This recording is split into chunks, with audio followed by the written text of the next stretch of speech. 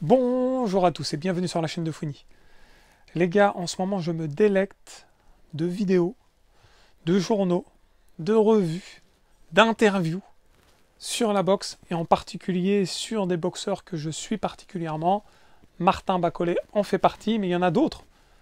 Kabayel, Joshua, Zhang et toute la clique. Je suis un peu, non seulement leur parcours, mais surtout leur interview. Et j'essaie de les décortiquer. Et récemment, j'ai suivi quelques interviews de Zhilei Zhang et de Martin Bacolé. Il a beau dire, j'ai remarqué une chose, c'est qu'il a beau dire qu'il n'a pas peur de Martin Bacolé, quand on décortique toutes ces conversations, on voit qu'il le craint. On voit qu'il le craint fortement. Il n'est pas serein. Alors, je vais vous expliquer, je vais vous détailler pourquoi. Alors déjà, il faut savoir que Zhilei Zhang, c'est un peu un parcours assez parallèle avec Martin Bacolé. Il fait peur. Il fait peur aux boxeurs de cette génération, au top 10 poids lourds et aux autres évidemment. Là pour le moment, ils se battent tous dans le top 10 entre eux, donc on va rester cloisonné à ce top 10. Il fait peur au même titre que Martin Bacolé fait peur, mais il y a des grosses différences. Alors la première, c'est que Zhang, il a subi un revers récemment. Et je pense que c'est vraiment la plus grosse des différences.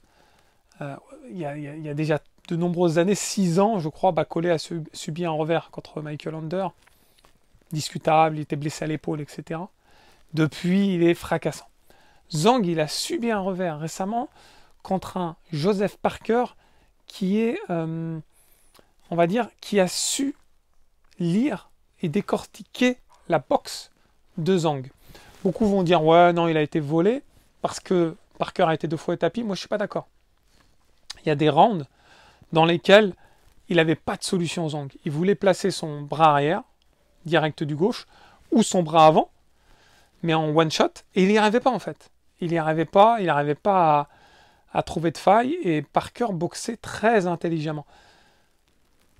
Aussi intelligemment que Parker a boxé contre Wilder. Du coup, on a vu un Zhang assez diminué d'un point de vue stratégie, d'un point de vue solution. Quoi qu'on dise, il a perdu majoritairement, il n'y a pas de doute. Et ça, c'est resté imprégné dans la tête de Zhang. Bon, il a un contrat mis en place. Il a un contrat de revanche avec Joseph Parker. Là, récemment, Turquie souhaite faire un combat au sommet entre Zhang et Bacolé, puisqu'il le sait que ces deux individus ont la foudre. Ces deux individus sont dans l'actualité du moment. Ils ont éteint des boxeurs, on va dire, en fin de carrière, des boxeurs émergents, des prospects, etc. Donc il sait que ça va intéresser énormément de monde. Mais moi, je dis, c'est surtout Martin Bacolé qui intéresse du monde, parce que Martin Bacolé, en soi, il a boxé tout le monde. Que ce soit en sparring ou en combat officiel, il commence à avoir un catalogue extrêmement éclectique. Et Martin Bacolé, surtout, c'est toute une nation. C'est plus toute une nation qui l'entoure. C'est plus qu'un continent. C'est-à-dire Martin Bacolé et toute l'Afrique est derrière lui. Et Martin Bacolé, une grande partie de l'Europe également. Et certainement un peu aux États-Unis, etc. Zhang, c'est la Chine. Voilà, ça c'est clair. Il est porte-drapeau de la Chine. En termes de boxe poids lourd, il n'y a pas de doute. Les autres boxeurs chinois sont quand même assez inférieurs. Ils ont des catégories d'autres sports où ils dominent, hein, comme le ping-pong, etc. Mais là, en boxe anglaise, il ne faut pas se mentir, c'est pas eux qui dominent le monde. Zhang, dans ses interviews, on va les décortiquer ensemble tout de suite, il énonce des choses. Alors déjà, je le trouve un peu... Bon, comme tout boxeur, c'est vrai que ça fait partie du domaine pugilistique, de blablater, de dire « moi je suis le meilleur », etc. Mais il y a une tournure. Il y a une façon de le faire. Vous voyez, Doumbé, j'aime bien la façon dont il le fait. Bacolé, j'aime bien. Serein, direct, une phrase choc, etc., avec un petit sourire qui veut dire qu'il le pense sincèrement. Zhang, c'est un peu différent. Je pense qu'il faut lire à travers les lignes. Il dit une chose et se contredit autrement. C'est-à-dire, il dit, je prends ces mots, alors excusez-moi si je transforme 2-3 mots, il dit, Bacolé, j'ai vu, lui-même dit qu'il a vu 3, 4 interviews de Bacolé, dans lesquelles Bacolé dit qu'il n'a peur de personne, qu'il prend voilà, tout ce qui se présente. Malheureusement, beaucoup ont peur de lui, ce qui fait qu'il se retrouve avec des combats, on va dire, auxquels il n'avait pas forcément envie, mais il y va. Et Bacolé dit dans une interview que s'il doit affronter Zhang, il n'est pas persuadé que Zhang ira au-delà du 8e round, puisque les enchaînements de coups et la puissance réunis feront mouche. Zhang dit qu'il a vu toutes ces interviews, mais qu'il invite Bacolé à essayer de rester au moins 5 rounds avec lui. Que on boxe pas avec la bouche, mais on boxe avec les poings. Sur ça, il a raison, Zhang. C'est vrai qu'on a beau faire toutes les plus belles interviews au monde, c'est ce qui va se passer sur le ring qui va être important. Par contre, dans la foulée, quand un autre journaliste lui pose la question alors du coup c'est parti, Bacolé Zhang, et là il répond non, pas forcément. Pas forcément. Au lieu de répondre, évidemment j'en ai envie. On y va quoi. On y va, je vais montrer que je suis le meilleur, et puis fin de la discussion.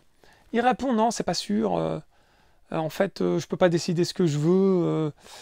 J'ai des contrats qui m'imposent une revanche contre Parker. Qui m'imposent une revanche. Généralement, quand il y a une revanche, c'est souvent dans la foulée. Holyfield, il en a fait des triptyques, etc.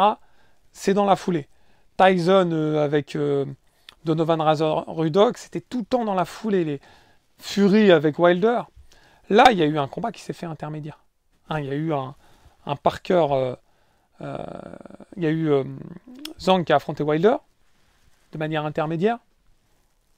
Donc finalement, un combat Zhang-Parker, ils disent que c'est une obligation. Il y a toujours moyen de tourner. Je pense que c'était une façon de dire que il préférerait affronter Parker. Moi, je l'ai ressenti comme ça. Il n'avait pas l'air si serein que ça. J'attendais une réponse du type alors on y va, Bacolé, vas-y, c'est parti, il n'y a pas de doute. Éventuellement, plus tard, son promoteur lui met un stop, et là, il dit, je suis vraiment désolé, mon promoteur m'a mis un stop, je vais d'abord affronter Parker. Non, il y a Parker. Après, il se dirige peut-être vers Kabayel. Il se dit, mais il y a aussi Kabayel, effectivement. En fait, je pense que pour lui, il a affronté Parker. Il sait que Parker, il ne peut pas l'éteindre. Éventuellement, il va reperdre au point. Mais il sait que pendant le premier combat, c'est lui-même, Zhang, qui avait la puissance, qui pouvait l'éteindre, et qu'il n'a pas trouvé la solution pour conclure, et il a perdu. Là, il se dit, en changeant un peu sa stratégie, il peut faire en sorte de marquer un peu plus de points, éventuellement d'éteindre Parker, parce qu'il l'a déjà mis 2 fois au tapis. Il se dit, il a plus de chance. Bacolé, c'est le cosmos, les gars. C'est l'incertitude absolue. Il se dit, contre Bacolé, je sais pas, j'ai jamais boxé contre lui. Bacolé, il est en train d'éteindre tout le monde. Bacolé, il a plein d'arguments, plein d'armes que Parker n'a pas forcément. Donc je pense qu'il est beaucoup plus effrayé à l'idée d'affronter Bacolé. Après, il a sorti dans une autre interview, pourquoi pas Kabayel. Moi, je dirais à Zhang, méfie-toi de Kabayel. Parce que Kabayel, il a éteint la carrière de Makhmoudov. Alors Makhmoudov, c'est pas Zhang, mais il l'a éteint. Je crois que Makhmoudov, il s'est même blessé finalement le poing sans s'en rendre compte pendant le combat contre Kabayel. Par la suite, on sait que son dernier combat, ça a été une catastrophe. On en reparlera peut-être dans une vidéo, mais une catastrophe, une déchéance contre un boxeur très moyen. Moi, je dis, Kabayel, il est dangereux. Je vous le dis, hein, il est très dangereux, mais c'est pas un énorme puncher, c'est pas un énorme technicien, c'est pas un énorme finisher, c'est pas un énorme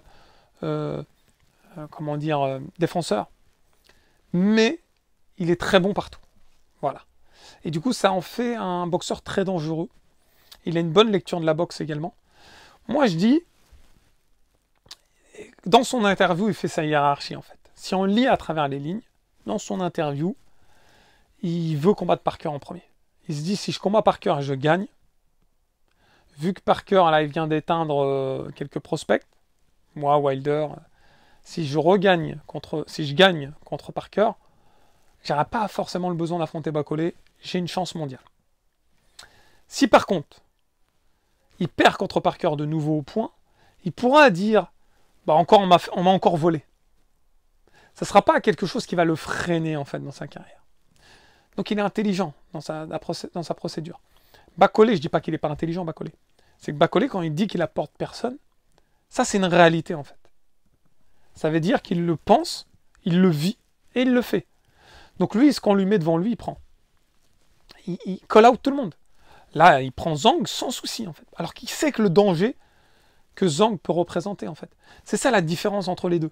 Il y en a un qui fonce, qui a peur, qui n'a pas peur. L'autre, il dit qu'il fonce, mais on se rend compte qu'il choisit ses trajectoires.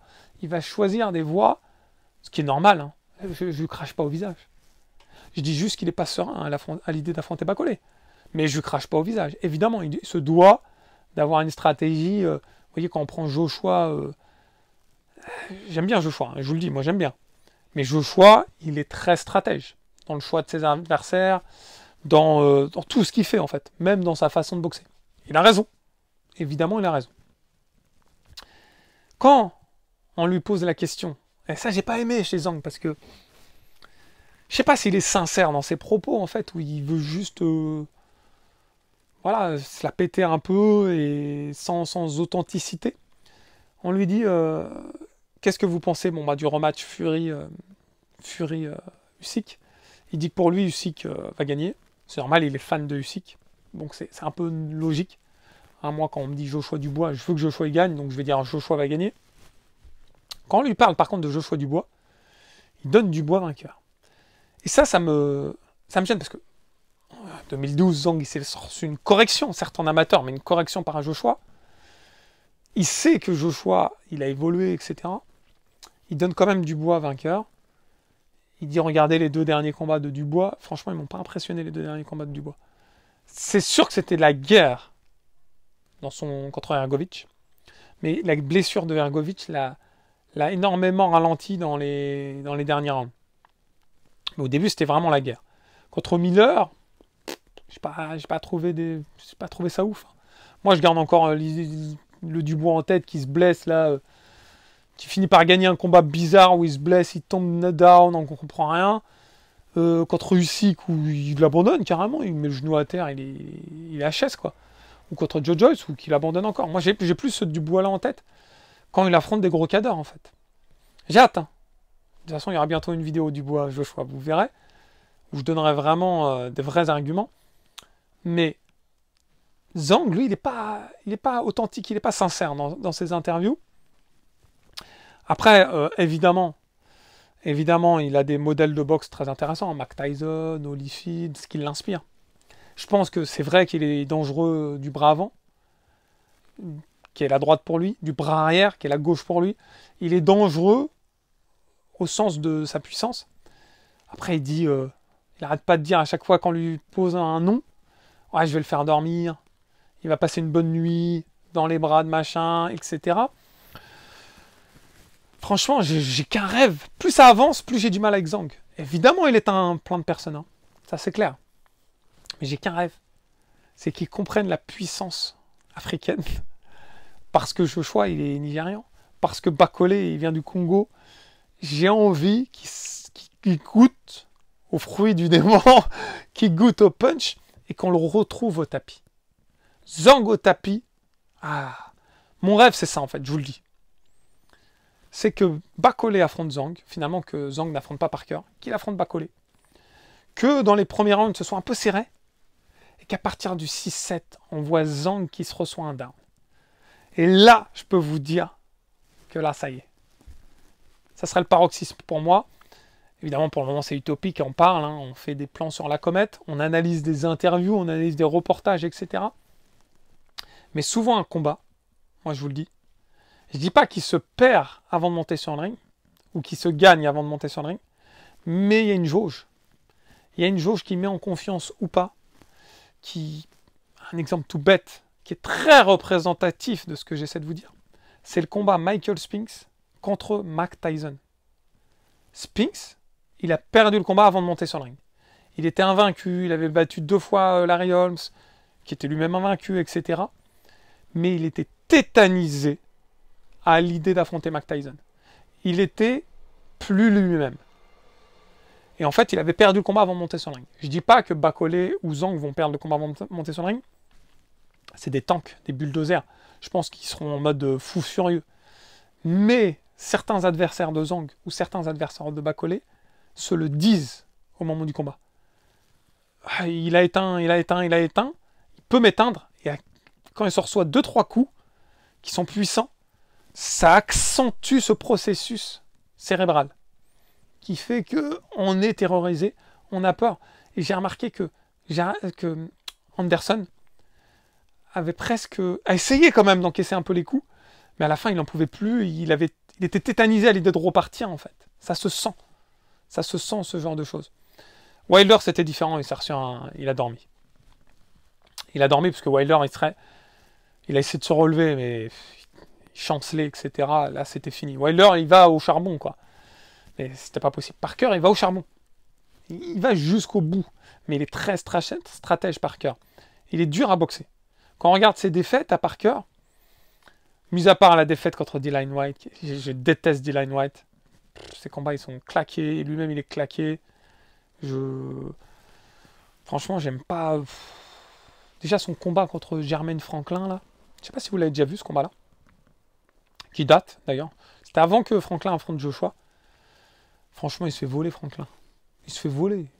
Whyte il perd le combat, il n'y a aucun doute. Il n'y a aucun doute. Parker, il a perdu. Bon, contre Joe Joyce, là, il a perdu. Contre Joshua, il a archi perdu au point. Il n'avait aucune solution. Pourtant, c'était le Parker qui était invaincu à ce moment-là. Mais il est toujours présent dans ses combats. Même quand il perd, voilà, il est présent. Bon, la conclusion, c'est la suivante, les gars. Il y a Zhang. Il choisit peut-être l'alternative Parker ou Kabayel. Parce que je pense qu'il craint. Il craint Bacolé. J'attends votre retour avec impatience, les gars. N'oubliez pas le pouce qui fait plaisir. Et puis de vous abonner si ce n'est pas déjà fait. Je vous embrasse et je vous dis à très vite. Ciao, ciao.